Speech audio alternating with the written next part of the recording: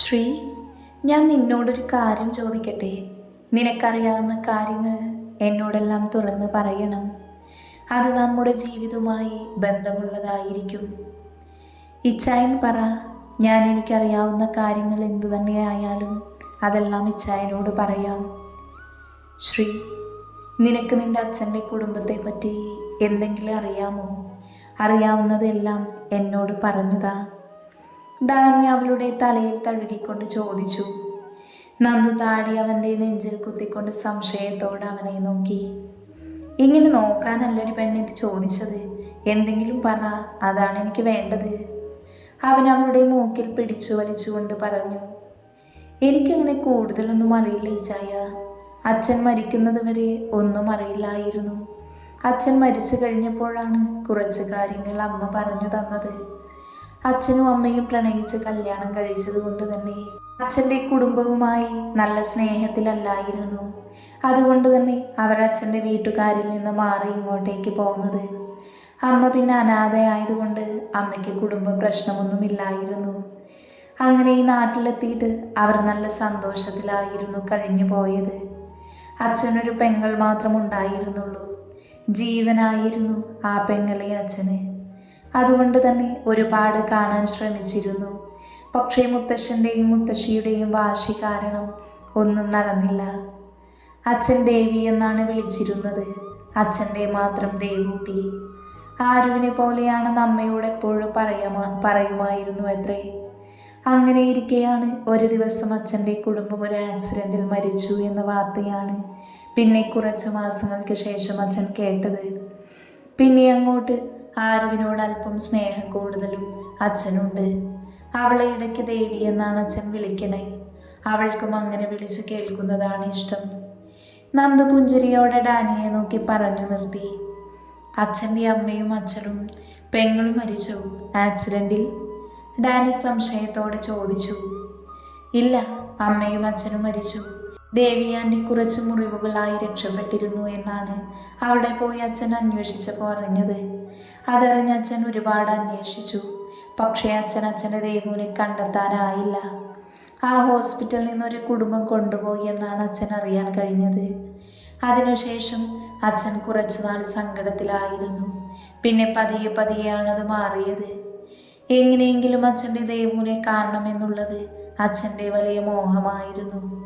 അപകടമാകുന്നതിന് മുൻപ് ഞങ്ങൾ ഒരുപാട് പ്രാവശ്യം പറഞ്ഞിട്ടുണ്ട് എല്ലാവരെയും പോയി കാണണമെന്ന്. പക്ഷേ അച്ഛൻ അത് വേണ്ടാന്ന് വെച്ചു. അവർ ഞങ്ങളെ സ്വീകരിക്കില്ല എന്ന അച്ഛൻ്റെ ഭയം മാത്രമായിരുന്നു പോകാത്തതിൻ്റെ കാരണം. ഡാനിയുടെ കണ്ണുകൾ ഒന്ന് നനഞ്ഞു. അവൻ ഉറപ്പായി തൻ്റെ മമ്മ തന്നെയാണ് ദേവൂട്ടിയെന്ന്. പക്ഷേ എന്തോന്ന് അവനെ തടഞ്ഞു നിർത്തി. ഇച്ചായ, ഇപ്പോൾ ഇത് ചോദിക്കാൻ മാത്രം എന്തുണ്ടായി? അത് പിന്നെ നീ പറഞ്ഞ ദേവൂട്ടിയുടെ മകനാണ് പെണ്ണെ ഞാൻ. അതായത് നിന്റെ അച്ഛൻ്റെ ഒരേ ഒരു പെങ്ങൾ ദേവൂട്ടിയുടെ മകൻ ഞാനാണ്. ഡാനി ഇടറിക്കൊണ്ട് പറഞ്ഞു നിർത്തി. നന്ദു കേട്ടത് വിശ്വസിക്കാനാവാതെ ഡാനിയെ തന്നെ തുറിച്ചു നോക്കിക്കൊണ്ട് അവൻ്റെ നെഞ്ചിൽ താടി കുത്തി കണ്ണുകൾ അവനിൽ തന്നെയായിരുന്നു. താൻ പറഞ്ഞത് അവൾക്ക് ഞെട്ടലുണ്ടാക്കിയെന്ന് ഡാനിക്ക് മനസ്സിലായിരുന്നു. അവൻ അവളുടെ തലയിലൊന്ന് കൊട്ടി. എന്താ ശ്രീ, നിനക്ക് വിശ്വാസമായില്ലേ? ഇല്ല, അതെങ്ങനെ ശരിയാവും? നന്ദു വിശ്വാസം വരാതെ അവനെ നോക്കിക്കൊണ്ട് വീണ്ടും ചോദിച്ചു. ആരുവിനെ കണ്ട് പപ്പയാണ് ഇന്ന് എന്നോട് പറഞ്ഞത്. പപ്പയ്ക്ക് ആരുവിൻ്റെ മുഖം കണ്ട് മമ്മയെ പോലെ തന്നെ തോന്നിയെന്ന്.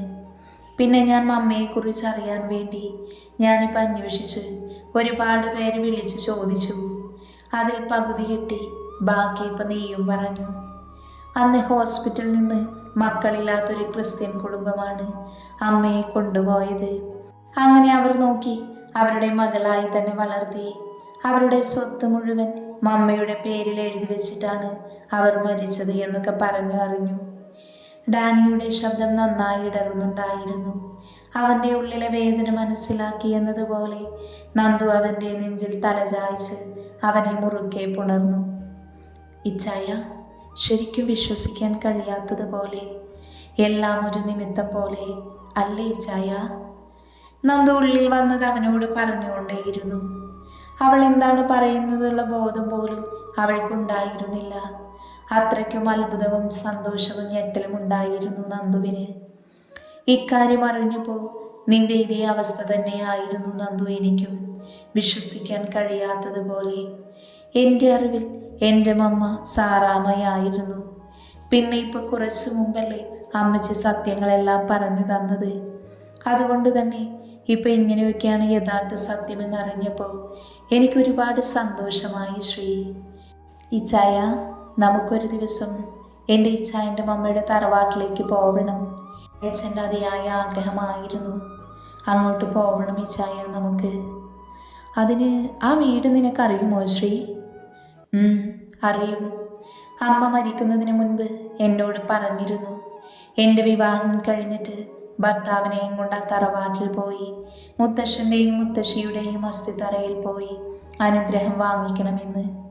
അതും പറഞ്ഞമ്മ തറവാട്ടിലേക്കുള്ള അഡ്രസ്സ് തന്നിരുന്നു. അവിടെ തറവാട് നോക്കാൻ ആരെയോ ഏൽപ്പിച്ചിട്ടുണ്ട്. മുത്തശ്ശിയും മുത്തശ്ശനും മരിക്കുന്നതിന് മുൻപ് അച്ഛനും ദേവുവിന് അവകാശപ്പെട്ടതാണ് തറവാട് എന്ന് എഴുതി വെച്ചിട്ടുണ്ട് പോലും. അത് അച്ഛൻ മരിക്കുന്നതിന് മുൻപ് അവിടുത്തെ കാര്യസ്ഥനെ എങ്ങനെയൊക്കെയോ നമ്പർ കണ്ടെത്തി അച്ഛന് വിളിച്ചു പറഞ്ഞിരുന്നുവത്രേ. പക്ഷേ അച്ഛൻ്റെ ദേവൂട്ടിയും അച്ഛനും അമ്മയും ഇല്ലാത്ത ആ തറവാട് അച്ഛന് വേണ്ട, കാണണ്ട എന്ന് പറഞ്ഞു പോവാതിരുന്നതായിരുന്നു. അപ്പൊ തറവാട്ടിൽ ആരാ ഉള്ളത്? ഡാനി ആകാംക്ഷയോട് അവളോട് തിരക്കി. അവിടെ ജോലിക്ക് നിൽക്കുന്ന കുറച്ച് ആൾക്കാരുണ്ട്, പിന്നെ കാര്യസ്ഥനും അവരിടയ്ക്ക് അവിടെ നിൽക്കാറുണ്ട് എന്നാണ് അന്നമ്മ പറഞ്ഞിരുന്നത്. ഇപ്പോഴത്തെ അവസ്ഥ എന്താണെന്ന് ചെന്ന് കണ്ടാൽ തന്നെ അറിയത്തുള്ളൂ. ഇച്ചായ, അപ്പോൾ നമുക്ക് ഒരിക്കൽ തറവാട്ടിൽ പോകണം. അമ്മച്ചിയുടെയൊക്കെ ഭേദമായി ഇങ്ങോട്ട് വന്നിട്ട് പോവാം. അമ്മച്ചി തിരികെ വന്ന ഉടനെ തന്നെ നമുക്ക് പോകാം ശ്രീ. എന്നാലും ആരു എൻ്റെ മമ്മയുടെ തനി പകർപ്പാണെന്ന് അച്ഛൻ പറഞ്ഞത്. അത് ഭാഗ്യമായി. അതുകൊണ്ടല്ലേ എല്ലാ സത്യങ്ങളും അറിയാൻ കഴിഞ്ഞത്. ഡാനി അത് പറഞ്ഞ് അവളുടെ മൂർത്താവിൽ അരുമയായി ചുംബിച്ചു. അവൻ്റെ മനസ്സിൽ മമ്മയെക്കുറിച്ച് ഓർക്കുമ്പോൾ വല്ലാത്ത വേദനയുണ്ട് എന്ന് തിരിച്ചറിയുകയായിരുന്നു നന്ദു. അവൾ അവൻ്റെ ആ വിഷമം മാറ്റാനായി ഒന്നുയർന്ന് ഡാനിയുടെ കവളിൽ അമർത്തി ചുംബിച്ചുകൊണ്ട് പറഞ്ഞു, അപ്പം ഞാൻ ഈ കാര്യങ്ങളൊക്കെ മാളുവിനോടും ആരുവിനോടും അല്ലവിനോടും പറഞ്ഞിട്ട് വരാം. നന്ദു അത് പറഞ്ഞ് അവനിൽ നിന്ന് മടർന്നു മാറാൻ നോക്കിയതും ഡാനി അവളെ വീണ്ടും തന്നിലേക്ക് ചേർത്ത് പിടിച്ചുകൊണ്ട് പറഞ്ഞു, ശ്രീ, നീ പറഞ്ഞ കാര്യം തൽക്കാലം മറ്റാരും അറിയണ്ട. പപ്പ പറഞ്ഞതാ അങ്ങനെ. എന്തോ നിന്നോട് പറയാതിരിക്കാൻ കഴിയില്ല എന്ന് തോന്നിയത് കൊണ്ടാണ് ഞാൻ ഓടി വന്ന് നിന്നോട് പറഞ്ഞത്. ഞാൻ ഇച്ചായൻ്റെ ഭാര്യയല്ലേ, കാമുകിയല്ലല്ലോ. അപ്പം പിന്നെ ആരെങ്കിലും അറിഞ്ഞാൽ എന്താ പ്രശ്നം? എടാ, നിനക്കറിയില്ല, സാറായി പറയുന്നത് നിന്നേക്കാൾ ദോഷം മാളുവിനും ആരുവിനുമായിരിക്കും. ആരുവിനെ കണ്ട് പപ്പയ്ക്ക് മനസ്സിലായെങ്കിൽ സാറമ്മയ്ക്ക് ഉറപ്പായിട്ട് മനസ്സിലാകാൻ സാധ്യതയുണ്ട്. അപ്പം പിന്നെ ഈ മറച്ചു വയ്ക്കുന്നതിൽ എന്തർത്ഥമാണുള്ളത്? അഥവാ മറച്ചു പിടിച്ചിട്ട് സാറ അവൾ നിസ്സാരമായി കണ്ടെത്തും. അപ്പോൾ നിങ്ങളെല്ലാം അവരോട് എന്തൊക്കെയോ മറച്ചു പിടിക്കുന്നു എന്നുള്ള സംശയം അവർക്കുള്ളിൽ ഉണ്ടാകും. അതിനേക്കാൾ നല്ലത് എല്ലാം പറയുന്നതാണ്. നന്ദു പറഞ്ഞത് കേട്ടപ്പോൾ ഡാനിക്കത് ശരിയാണെന്ന് തോന്നി. നീ ശരിയാണല്ലോ ശ്രീ പറഞ്ഞത്. കാണും പോലെയല്ല, ഈ തലയിൽ ആൾ താമസമൊക്കെ ഉണ്ടല്ലേ. ഞാൻ വിചാരിച്ചു ഇത് മുഴുവൻ കളിമണ്ണാണെന്ന്. ഡാനി അവളെ കളിയാക്കിക്കൊണ്ട് പറഞ്ഞു. അത് കേട്ടതും അവളുടെ ചുണ്ടുകൾ കൂർത്തു. അവൾ അവൻ്റെ നെഞ്ചിൽ അമർത്തി കടിച്ചു. ഡാനി വേദനയോടെ എരിവ് വലിച്ചു പോയി. എന്നോട് കളിച്ചാലേ ഇങ്ങനെ ഇരിക്കും, കുറുമ്പോടെ പറഞ്ഞുകൊണ്ട് നന്ദു എണീക്കാൻ പോയതും ഡാനി അവളെയും കൊണ്ടൊന്ന് മറിഞ്ഞു. ഇപ്പം നന്ദു ഡാനിക്ക് താഴെയാണ് കിടക്കുന്നത്. ഡാനി അവളുടെ ഷോൾഡർ ഇരുവശവുമായി കൈകുത്തി അവളെ തന്നെ ഉറ്റുനോക്കി. അവൾ അവനെ കൂർപ്പിച്ച് നോക്കുവാണ്. എന്താ ഈ ചായയെ കാണിക്കുന്നേ? എനിക്ക് പോണം, മാറിക്കേ. അവരോട് രണ്ടുപേരോട് ഇതൊക്കെ പറയണം, എന്നാൽ എനിക്ക് സമാധാനം ഉണ്ടാവൂ. ഡാനിയുടെ മുഖഭാവം കണ്ട നന്ദു അല്പം വിറയലോടെ പറഞ്ഞു. അങ്ങനെ എന്നെ ഉപദ്രവിച്ചിട്ടേ വെറുതെ അങ്ങ് പോകാമെന്ന് മോള് കരുതിയോ? അത് പിന്നെ എന്നെ കളിയാക്കിയത് കൊണ്ടല്ലേ ഞാൻ കടിച്ചത്. ഇനി അങ്ങനെ ചെയ്യില്ല. തന്നിലേക്ക് താഴ്ന്നു വരുന്ന അവൻ്റെ മുഖം കണ്ടതും നന്ദു അറിയാതെ പറഞ്ഞുപോയി. ചെയ്തതിനുള്ള ശിക്ഷ തന്നിട്ടേ നിന്നെ വിടത്തുള്ളൂ. അല്ലേലും ഞാൻ റൊമാൻസ് അറിയാത്ത കലിപ്പനാണല്ലോ. അത് മാറ്റണമല്ലോ. നന്ദു ദയനീയമായി അവനെ നോക്കിയതും ഡാനി അവളുടെ അതിരങ്ങളിൽ അമർത്തി ചുംബിച്ചിരുന്നു. നന്ദുവിൻ്റെ കണ്ണുകൾ മിഴിഞ്ഞു വന്നു. നന്ദു തൻ്റെ അതിരങ്ങൾ രണ്ടും ഇറുക്കെ ചേർത്ത് പിടിച്ചു. അത് കണ്ട് ഡാനി അവളുടെ ഇരു അതിരങ്ങളിലും മെല്ലെ നാവിനാൽ ഇഴച്ചു. നന്ദു അതിരങ്ങൾ ഒന്നുകൂടെ ഇറുക്കെ കൂട്ടിപ്പിടിച്ചിരുന്നു. ഡാനി നാവിനാൽ അവളുടെ അതിരങ്ങൾ ഓരോ കോണിലും നുണഞ്ഞെടുത്തു. എന്നിട്ടും നന്ദു ഇറുക്കെ പിടിച്ചിരിക്കുന്ന അതിരങ്ങളിലേക്ക് അവൻ വശ്യമായി നോക്കി. വശ്യമായ ചിരിയോടെ ഡാനി അവളുടെ വലതുമാറിൽ അമർത്തി ഞെരിച്ചതും നന്ദു ഒരേങ്ങലോട് അവളുടെ അതിരങ്ങൾ വിടർത്തി പോയിരുന്നു. ആ ഒരു നിമിഷം മതിയായിരുന്നു ഡാനിക്ക് അവളുടെ അതിരങ്ങളെ കടിച്ചെടുത്തു നുണയാൻ. നന്ദു വിറച്ചുപോയി. അത്രമേൽ വന്യമായിരുന്നു അവൻ്റെ ചുംബനം. അതിരങ്ങൾ പറിച്ചെടുക്കുന്നത് പോലെ തോന്നി അവൾക്ക്.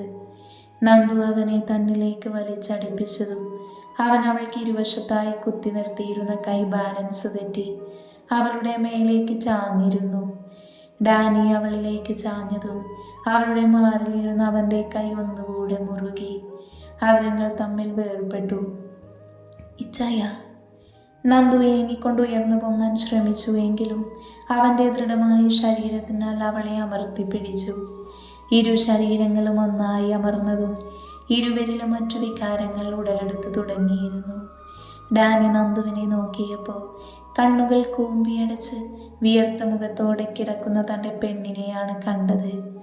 അത് അവനിൽ വീണ്ടും അവളെ ചുംബിക്കാനും അവളിൽ ചേർന്ന് അലിയാനും വെമ്പൽ കൂട്ടി. ഡാനി താഴ്ന്നു വന്ന് അവൾ തൻ്റെ അതിരങ്ങളുമായി ബന്ധിപ്പിച്ചു. ഡാനി ആവേശത്തോടെ അവളുടെ ഇരു അതിരങ്ങളും നുണഞ്ഞു വലിച്ചു. അവളുടെ കൈവിരലുകൾ അവൻ്റെ തലമുടിയിൽ കോർത്തു വലിച്ചു. അത് അവനിൽ അവളോടുള്ള ആവേശം വീണ്ടും കൂട്ടിക്കൊണ്ടിരുന്നു. അവൻ്റെ അതിരങ്ങൾക്കും പല്ലുകൾക്കുമിടയിൽ അവളുടെ അതിരങ്ങൾ ഞെരിഞ്ഞമർന്നു. നാവിനാലും പല്ലിനാലും അവൻ അവളുടെ അതിരങ്ങളെ താലോലിച്ചു. കൈകൾ അപ്പോഴും അവളുടെ മാറിലെ മൃദുലതയിൽ അലഞ്ഞുകൊണ്ടേയിരുന്നു. പെട്ടെന്നാണ് ഡോറിൽ ശക്തമായി മുട്ടുകേട്ടത്. വാതിലെ തട്ടുകേട്ട് നന്ദു ഞെട്ടിയെങ്കിലും ഡാനി അതൊന്നും അറിഞ്ഞിരുന്നില്ല. അത്രത്തോളം അവളിൽ മുഴുകിപ്പോയിരുന്നു ഡാനി. അവൻ അവളുടെ മാറിൽ നിന്നും ടോപ്പ് വലിച്ചു താഴ്ത്തി മാറിൽ അമർത്തി കടിച്ചു. നന്ദുവിൽ നിന്നും വേദനയോടെയുള്ള സ്വരം പുറത്തേക്ക് വന്നു. ഡാനിയെ തള്ളി മാറ്റാനായി ഉയർത്തിയ കൈകൾ കൊണ്ട് നന്ദു അവനെ തന്നിലേക്ക് അമർത്തി പിടിച്ചുപോയി. ഡാനി ഇന്നറിന് പുറത്ത് കാണുന്ന അവളുടെ പാതി അനാവൃതമായ മാറിൽ നാവിനാൽ ഒന്ന് തഴുകി വിട്ടു. നന്ദു ഒന്ന് പുളഞ്ഞുപോയി. അവൻ അവളിൽ നിന്നും മിന്നലാഴ്ച മാറ്റാൻ തുടങ്ങിയതും വീണ്ടും വാതിൽ ശക്തമായി മുട്ടിൽ കേട്ടു. നന്ദു അവനെ തന്നിൽ നിന്നും തള്ളി മാറ്റി. അവളിൽ അലിഞ്ഞു ചേരാൻ വെമ്പൽ കൊണ്ട് മനസ്സിനെ കടിഞ്ഞാണിട്ടുകൊണ്ട് ഡാനി ബെഡിൽ നിന്നും മനസ്സില്ലാ മനസ്സോടെ എണീറ്റു. ഡാനി എണീറ്റതും നന്ദു വേഗം ബെഡിൽ നിന്നും എണീറ്റ് വാഷ്റൂമിലേക്ക് പോകാനായി നിന്ന നന്ദുവിൻ്റെ കയ്യിൽ പിടിച്ച് തന്നിലേക്ക് വലിച്ചു ചേർത്തുകൊണ്ട് കാതോരം ഡാനി പതിയെ പറഞ്ഞു, രക്ഷപ്പെട്ടു എന്ന് വിചാരിക്കേണ്ട, മുതലും പലിശയും ചേർത്ത് ഞാൻ എടുത്തോളാം നിന്നെ. ഡാനി അത് പറഞ്ഞതും നന്ദു അവനെ തള്ളി മാറ്റി അവന് മുഖം കൊടുക്കാതെ വാഷ്റൂമിലേക്ക് കയറി. ഡാനി ഒരു പുഞ്ചിരിയോടെ ടീഷർട്ട് നേരെ പിടിച്ചുകൊണ്ട് തലമുടിയും ഒന്ന് കോതി വാതിൽ തുറന്നു. മുന്നിൽ നിൽക്കുന്ന ആളെ കണ്ടതും ഡാനിക്ക് തൻ്റെ ദേഷ്യം നിയന്ത്രിക്കാനായില്ല. എന്തിനാടി പുല്ലേ നീ എൻ്റെ ബെഡ്റൂമിൽ വന്ന് ഇങ്ങനെ തട്ടുന്നത്? നിന്റെ എന്തെങ്കിലും ഇവിടെ ഉണ്ടോ? ഉണ്ടല്ലോ ഡാനി, നീ എൻ്റേത് മാത്രമല്ലേ, അപ്പം എനിക്ക് വരാതിരിക്കാൻ കഴിയില്ലല്ലോ. നീ എന്തായാലും നന്ദുവിനെ സ്നേഹിക്കാത്തിടത്തോളം കാലം നീ എൻ്റേത് മാത്രമാണ്, എൻ്റേത് മാത്രം. ഇനി അഥവാ നീ അവളെ സ്നേഹിച്ചാലും നിന്നെ ഒഴിവാക്കാൻ എനിക്കറിയാം. നിന്നെ കണ്ടിട്ട് 3 ദിവസമായില്ലേ, അതുകൊണ്ട് ഞാൻ ഓടി വന്നതാണ് ശരിക്കൊന്ന് കാണാൻ. നീ പോയപ്പോൾ എനിക്ക് നിന്നെ വല്ലാതെ മിസ് ചെയ്തു ഡാനി. ഡാനിയെ ആകമാനമൊന്ന് ഒഴിഞ്ഞു നോക്കിക്കൊണ്ട് ജെനി അത് പറഞ്ഞതും ഡാനിക്ക് വല്ലാത്ത ദേഷ്യം നുരഞ്ഞു പൊന്തുന്നുണ്ടായിരുന്നു.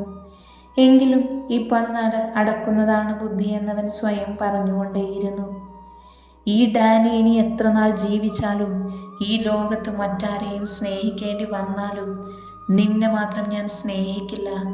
അത് നീ എപ്പോഴും ഓർക്കുന്നത് നല്ലതാണ് ജെനീഫർ. അത്രയ്ക്ക് വെറുപ്പാണ് നിന്നോട്. അതിനുള്ള കാരണമൊക്കെ വഴിയെ നിനക്ക് മനസ്സിലാവും. അതുകൊണ്ട് എന്ത് ചെയ്തിട്ടായാലും എന്നെ നേടാമെന്ന് നീ മനസ്സിൽ കണക്ക് കൂട്ടിയെങ്കിൽ എല്ലാം നിനക്ക് തെറ്റി തകർന്ന് തരിപ്പണമായി പോകുമല്ലോ ജനിമോളെ. ഡാനി, നീ വിചാരിക്കുന്നത് പോലെയല്ല ശ്രീനന്ദ.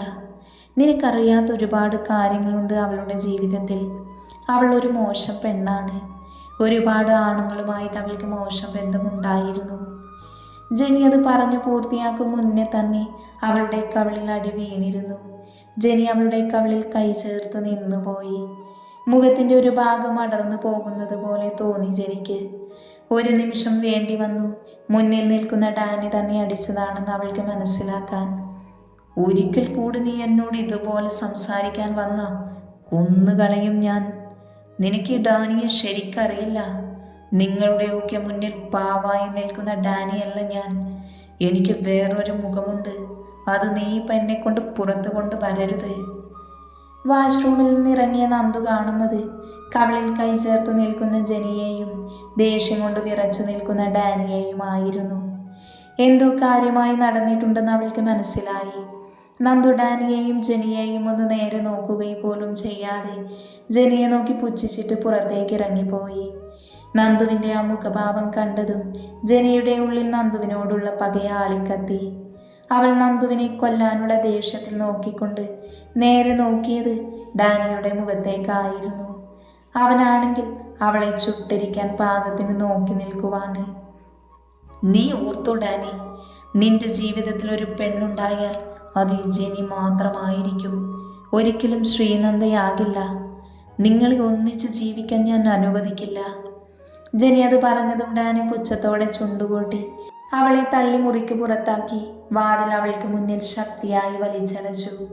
ജെനി കവളിൽ കൈ ചേർത്ത് നേരെ ജോയലിൻ്റെ അടുത്തേക്ക് പാഞ്ഞു. ഏട്ടായി, ദേഷ്യത്തോടെ കവളിൽ കൈ ചേർത്ത് വരുന്ന ജെനിയെ ജോയൽ സംശയത്തോടെ നോക്കി. എന്താ മോളെ, എന്തു പറ്റി? ഏട്ടായിക്ക് നന്ദുവിനെ വേണമെന്നല്ലേ പറഞ്ഞത്? എന്നിട്ട് എന്തിനാ ഇനിയും വൈകിപ്പിക്കുന്നത്? എനിക്ക് പറ്റില്ല അവളെയും അവനെയും ഒരുമിച്ച് കാണാൻ. ജെനിമോളെ, ഇപ്പം നമ്മൾ അവരോട് കളിക്കുന്നത് നല്ലതിനാവില്ല. നമുക്ക് ഡാനിയെ ഇനിയും വിശ്വസിപ്പിച്ചു വേണം നേടാൻ. നമ്മളായിട്ട് അവർക്ക് സംശയമൊന്നും ഉണ്ടാക്കാൻ പാടില്ല. നന്ദു ഡാനിയോടടുത്ത നമ്മളുടെ പതനമാണെന്ന് നീ ഓർത്തിരുന്ന നല്ലത്.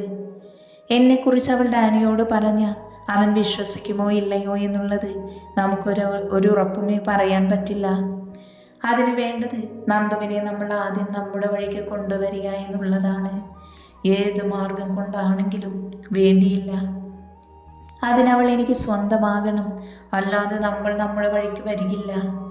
അങ്ങനെ വേണമെങ്കിൽ ഡാനിയെ ഇവിടെ നിന്നും ഒഴിവാക്കിയിട്ട് അവളെ മാത്രമായിട്ട് കിട്ടണം. അതാണ് നമുക്ക് നല്ലത്. അവൾ എന്ന പെണ്ണിനെ ഞാൻ സ്വന്തമാക്കിയ പിന്നെ പുഷ്പം പോലെ നന്ദുവിനെ എനിക്കൊപ്പം നിൽക്കും. അതിൽ നിനക്ക് സംശയം വേണ്ട. പിന്നെ ഡാനി നമ്മുടെ മാർഗത്തിൽ ഒരു തടസ്സമായി ഉണ്ടാവില്ല. ഇങ്ങനെ പറഞ്ഞുകൊണ്ട് നമ്മൾ വെറുതെ ഇരുന്ന് ഇതൊന്നും നടക്കില്ലല്ലോ. ഏട്ടായി അതിന് വേണ്ടുന്നത് ചെയ്യുന്നതാണ് നല്ലത്. ചെയ്യാം മോളെ. ഒന്നെങ്കിൽ ഡാനി ഇവിടുന്ന് എന്തെങ്കിലും ഓഫീസ് ആവശ്യത്തിന് ചെന്നൈക്കോ ബാംഗ്ലൂരിലേക്കോ പോകണം. അല്ലെങ്കിൽ ഡാനിയെ ഒരു ദിവസം ഓഫീസിൽ തന്നെ തങ്ങാനുള്ള അവസരം ഉണ്ടാക്കണം. ഈ വീട്ടിൽ അവനുണ്ടായ നമ്മൾ വിചാരിക്കുന്നതൊന്നും അതുപോലെ നടക്കണമെന്നില്ല.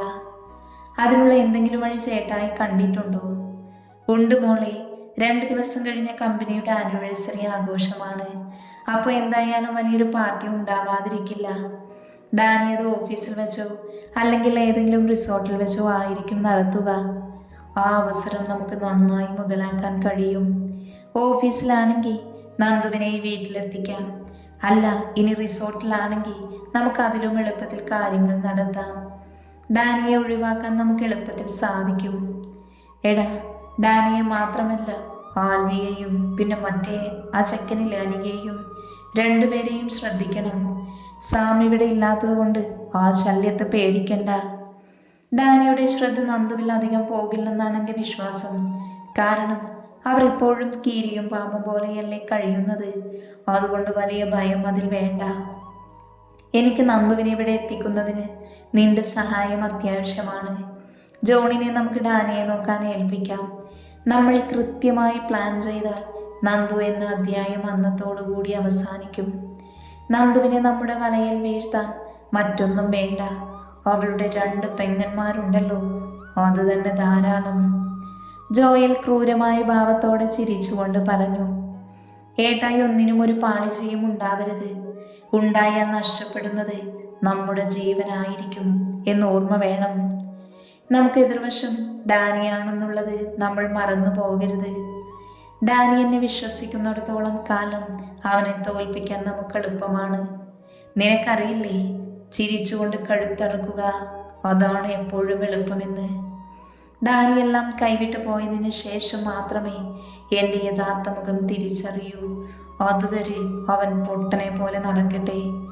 ഇനി അഥവാ അവൻ ഓഫീസിൽ വെച്ച് എന്തെങ്കിലും പ്ലാനിങ് നടത്തിയാൽ പോലും അത് നമ്മൾ അറിയുമല്ലോ.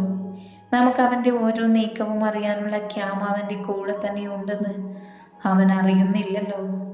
ജോയൽ ചുണ്ടുകൊട്ടി ചിരിച്ചുകൊണ്ട് ജെനിയോടായി പറഞ്ഞു. ആ പുഞ്ചിരി അവളിലേക്കും പടർന്നു. ഇന്ന് രാത്രി നീയും ജോണും ഇവിടെ ഉണ്ടാവണം. നമുക്ക് മറ്റന്നാൾ എങ്ങനെ ചെയ്യണമെന്നുള്ള വ്യക്തമായ ധാരണ ഉണ്ടാക്കണം. ശരി ഏട്ടായി, ഞാൻ ജോണിനോട് പറഞ്ഞോളാം. ജെനി അത് പറഞ്ഞ് ജോയലിൻ്റെ മുറിയിൽ നിന്നും ഇറങ്ങി പുറത്തേക്ക് പോയി. എന്നാൽ ജോയലിൻ്റെ മുറിയിൽ അവൻ അറിയാതെ വെച്ചിരിക്കുന്ന ഓഡിയോ റെക്കോർഡിംഗ് വഴി ഇതെല്ലാം കേട്ട് ഡാനിയുടെ മുഖം വലിഞ്ഞു മുറുകി. അവൻ്റെ നെറ്റിയിലെ ഞരമ്പുകൾ പിടഞ്ഞു പൊങ്ങി. തൻ്റെ പെണ്ണിനെതിരെ അവർ കണക്ക് കൂട്ടുന്നത് ഓർക്കും തോറും അവന് തൻ്റെ ദേഷ്യം നിയന്ത്രിക്കാനായില്ല. ആ സമയം തന്നെ ജോയലിനെയും ജെനിയെയും പച്ചയ്ക്ക് കത്തിക്കാൻ തോന്നി. അത്രത്തോളം ദേഷ്യമുണ്ടായിരുന്നു ഡാനിക്ക്. എന്നാൽ പെട്ടെന്ന് തന്നെ ഡാനിയുടെ ആ മുഖഭാവം മാറി. പുച്ഛത്തോടെ അവനൊന്ന് ചുണ്ടുകൂട്ടി. നിനക്കെൻ്റെ പെണ്ണിനെ കീഴ്പ്പെടുത്തണം അല്ല ജോയൽ? അത് ഈ ഡാനിയൽ ജീവിച്ചിരിക്കുമ്പോൾ നിനക്ക് കഴിയില്ല. നീ ധൈര്യമായി പോന്നോ. നിനക്കുള്ള വിരുന്ന് ഈ ഡാനി, അതായത് നിന്റെ ഉറ്റ സുഹൃത്തെന്ന് വിശ്വസിക്കുന്ന ഞാൻ തന്നെ തരും. എൻ്റെ വീട്ടിൽ വെച്ച് എനിക്ക് തന്നെ പണിയാൻ നോക്കിയ നിന്നെപ്പോലൊരു മണ്ടനെ ഞാൻ ലോകത്ത് കണ്ടിട്ടില്ല. നിനക്ക് ഈ ഡാനിയെ ശരിക്കും അറിയില്ല. നീ അറിയാൻ പോകുന്നതേയുള്ളൂ. ഡാനി തൻ്റെ ഫോൺ എടുത്ത് ആൽവിയെ വിളിച്ചു വേഗം റൂമിലേക്ക് വരാൻ പറഞ്ഞു. ആൽവി റൂമിലേക്ക് വന്നപ്പോൾ സോഫയിൽ ചാരിയിരുന്ന് എന്തോ ആലോചിക്കുന്ന ഡാനിയെയാണ് കണ്ടത്. എന്താ ഡാനി, എന്തു പറ്റി? ആൽവി അത് ചോദിച്ചുകൊണ്ട് അവൻ എതിർവശത്തുള്ള സോഫയിലേക്ക് ഇരുന്നു. ആൽവി, ജോയൽ നമുക്കെതിരായി കളി തുടങ്ങിയിട്ടുണ്ട്. ഇനി നമ്മൾ അടങ്ങിയിരിക്കുന്നത് ബുദ്ധിയല്ല. അവനായിട്ട് വരുമ്പോൾ നമ്മൾ അവനെ സ്നേഹിച്ച് വിടാതിരിക്കുന്നത് എങ്ങനെയാ? അങ്ങനെ ചെയ്താൽ അത് മോശമാവില്ലേ? അതുകൊണ്ട് നമുക്ക് അവനെ നന്നായിട്ടൊന്ന് സ്നേഹിച്ചു വിടണം. ഡാനി കൗശലത്തോടെ ചിരിച്ചുകൊണ്ട് പറഞ്ഞു. ഏറെ നേരം അവർ രണ്ടുപേരും ഒന്നിച്ചിരുന്ന് പല കാര്യങ്ങളും തീരുമാനമുണ്ടാക്കി. കൂടെ തന്നെ എല്ലാ കാര്യങ്ങളും അനിയെയും സാമിനെയും വിളിച്ചു പറയാനും മറന്നില്ല. ഡാനി, നീ ആലോചിച്ചല്ലേ തീരുമാനമെടുക്കുന്നത്? ആൽവി ഒരു പേടിയോടെ ഡാനിയെ നോക്കി ചോദിച്ചു. ആലോചിക്കാനൊന്നുമില്ല. നമ്മളിപ്പോൾ ഇങ്ങനെ ചെയ്തില്ലെങ്കിൽ പലരുടെയും ജീവൻ അപകടത്തിലാകും. എൻ്റെ പെണ്ണിനൊന്നും വരാതെ നോക്കാൻ ഞാനുണ്ട്. നീ ധൈര്യമായിട്ടിരിക്ക്. എന്നാലും ഡാനി, അവളെ വെച്ച് വേണോടാ? ആൽവി, നമ്മളിപ്പോൾ ഇത് ചെയ്തില്ലെങ്കിൽ ഉണ്ടാകുന്ന ഭവിഷ്യത്തുകൾ നിനക്ക് ഞാൻ പറഞ്ഞു തരാതെ തന്നെ മനസ്സിലാകും എന്നാണ് എൻ്റെ വിശ്വാസം. കൂടുതലൊന്നും പറയാൻ താല്പര്യമില്ലാത്തതുപോലെ ഡാനി ഇറങ്ങി ബാൽക്കണിയിലേക്ക് പോയി നിന്നു. ആൽവി അവൻ പോകുന്നത് നോക്കി ഒരു നിമിഷം നിന്നുപോയി. പിന്നെ ഡാനി വിചാരിച്ചതുപോലെ എല്ലാം നടക്കട്ടെ എന്ന് പ്രാർത്ഥിച്ചുകൊണ്ട് അവൻ പുറത്തേക്ക് ഇറങ്ങിപ്പോയിരുന്നു.